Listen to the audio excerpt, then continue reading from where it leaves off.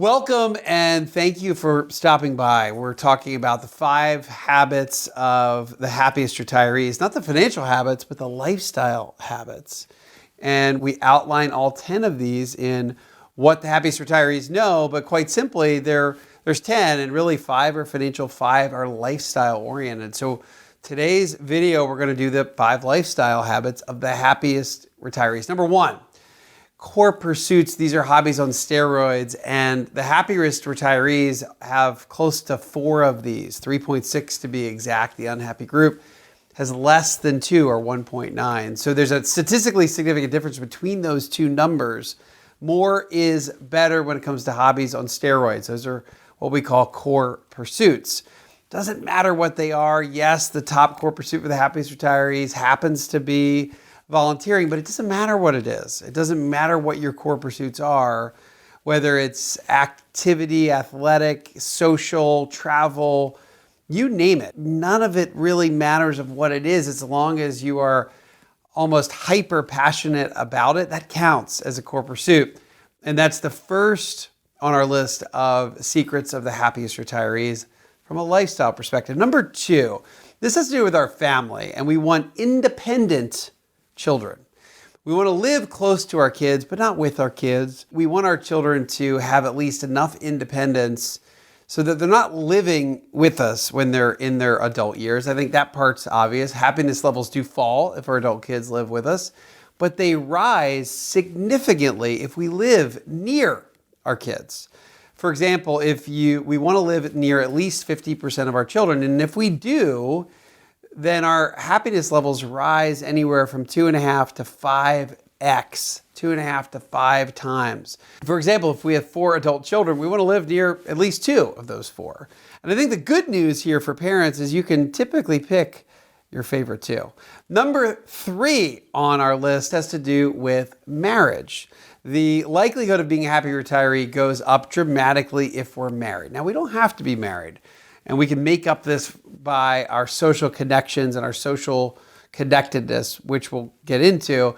But when it comes to marriage, one mulligan is totally fine. Happiness levels in retirement don't go down at all after one divorce. So marriage mulligan is completely fine for the happy retiree. Now, we start getting into 3 or 4 different marriages, we do see happiness levels fall, but that typically ends up as a you problem as opposed to a marriage problem. Statistically, retirees that are married are 4.5 times more likely to end up in the happy camp. Number 4 has to do with social connectedness, which again, of paramount importance throughout our entire lives, but particularly as we get into retirement. Happy retirees average between 3 and 4 close connections, 3.6 to be exact. Unhappy retirees average 2.6, meaning that the happy retiree places a lot of emphasis, a lot of time, and a lot of effort on maintaining social connections.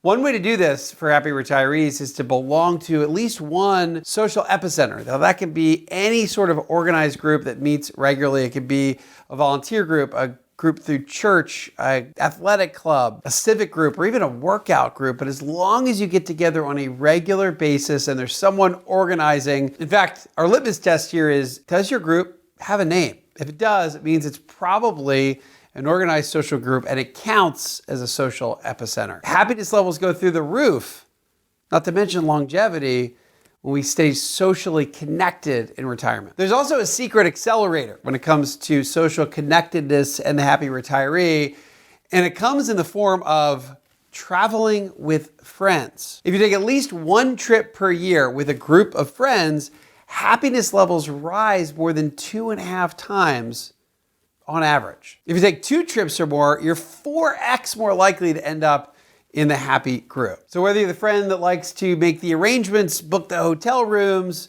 or just stay completely uninvolved and enjoy the trip, start packing. Number 5, believe and do good. Now, this one isn't designed just to get you into heaven. This one's designed to get you to be a happy retiree. Our research shows that those retirees who go to church on a regular basis, and this is the good news, it's only twice a year. More is better, but as long as you go to church at least twice a year, call it Christmas, Easter, happiness levels in retirement rise by 1.5 times. Now, Our research doesn't show us exactly why, but a big part of this has to do with the social connectedness that we just talked about in number 4, the social epicenter that church creates. Not to mention the feeling that we get when it comes to giving or having a greater purpose in our lives. So these are the 5 secrets of the happiest retirees when it comes to lifestyle, not financial. We cover the financial side here also on this channel, and every single one of these you could do, and it increases your chances of being a happy retiree. If you'd like more details on the habits of happy retirees, you can pick up my book, What the Happiest Retirees Know: 10 Habits for a Healthy, Secure, and Joyful Life.